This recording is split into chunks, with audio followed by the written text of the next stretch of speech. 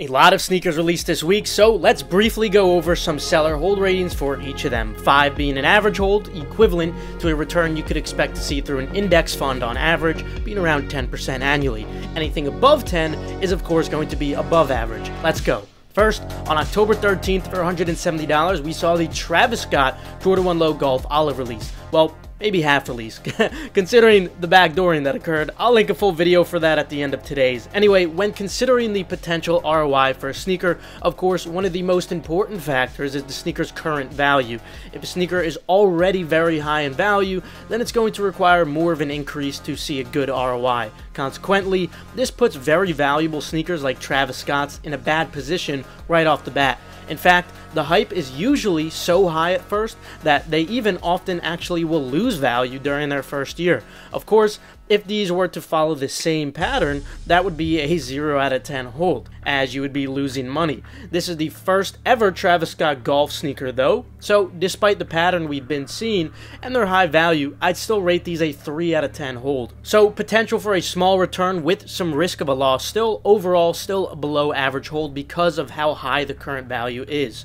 I did make a full in-depth analysis on these, which I'll link at the end of today's video. Then we also saw the Nike drop for the SB Dunk Low Mystic Red Rosewood on October 17th for $110. These had already dropped a ton in value since their initial skate shop releases back in summer. They were actually quite profitable. Endurance members were able to snag some pairs from skate shop shock drops thanks to our monitors. Feel free to join with the link in the description if you're looking for sneaker monitors, early info, and more that goes beyond just sneaker reselling. Anyway, now that these are pretty close to retail, this is good in terms of what's needed for them to see a decent ROI. They're low in value. However, it's not the best colorway overall. I can't see this general release SB increasing a substantial amount overall, but considering how low in value they are and the demand that they did have over the summer, I'd say a 10 to 15% increase in value is certainly possible. Overall, I'd still rate these just hardly below average at 4.5 out of 10.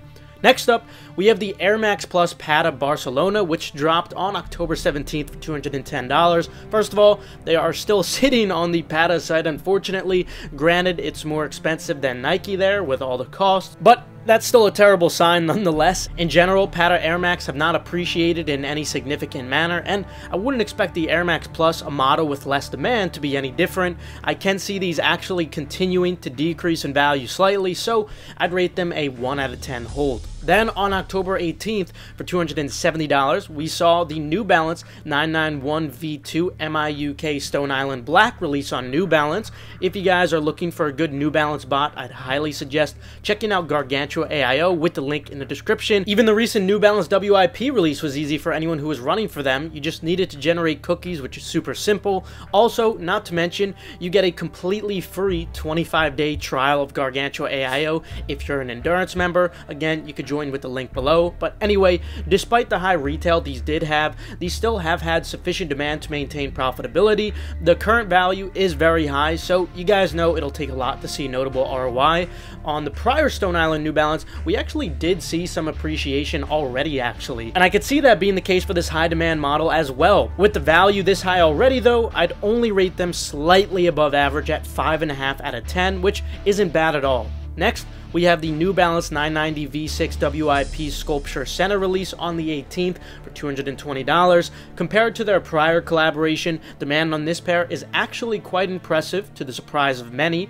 Similar to the Stone Island New Balance, their value is also quite high already. Their prior pair didn't appreciate at all, but it also didn't have much demand in the first place. Overall, I'd still rate these lower than the Stone Islands at just slightly below average at 4.5 out of 10, which isn't terrible. Also on the 18th for $180, we saw the full release for the Jordan 1 Satin Bred. Unfortunately, these only dropped further in price following their shock drop, so hopefully you did take the couple of dollars profit you were able to get if you got your pairs very early. Otherwise, you will have to return these or just wear them as personals. Now, of course, it's a good thing that they are so low in value. It makes it easier for them to achieve a good ROI, but of course, that's only if they increase. Based off how the patent Breds look after a year and the fact that women's Jordan 1s in general don't tend to appreciate as well as men's, I'm skeptical of any increase for a while. But because when they do eventually increase in the distant future, it's not going to take that much to see a positive ROI, I'd rate these a 2 out of 10 hold, not a 1 out of 10. Still, far below average. I'd just return these if you have your pairs from Nike. Then on the 20th for $130, we saw the Ja 1 Halloween drop. These had better demand than most Ja 1s, and you can make a bit of brick profit on large sizes. Now, unfortunately,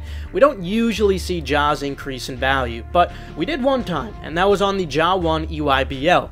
This was a release Endurance members had a good cookout on, since everyone seemed to just be asleep for them. If you don't want to miss these low-key opportunities like this, consider joining us. But these Halloweens will not be the same because those EYBLs had about 1K stock.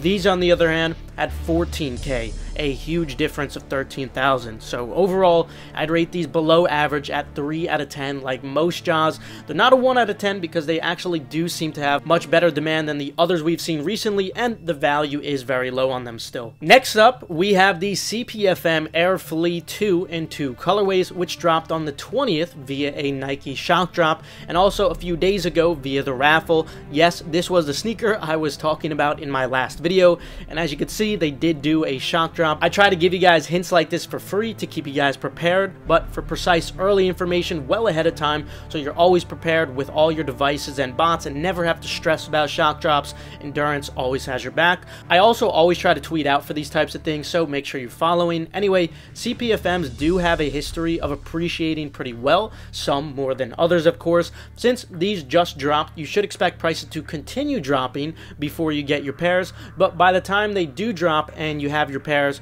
from that point, I'd say it's definitely worth considering holding these. Even those ugly green CPFMs appreciated a little bit from their trough, so these have a good chance too if you're thinking long term. Overall, I'd rate these above average as a 6 out of 10 hold, which is definitely pretty good. Let me know if you guys like the style of today's video, and if there's any upcoming pairs that you guys want me to do a full detailed analysis on for resale and holding, like I usually do the day before the drop. Remember, you could join Endurance with the link in the description below for a limited time, and you could also purchase Gargantua with the link in the description, or you could get it for free for 25 days with your Endurance membership. That's up to you. With that said though, have a fantastic rest of your day.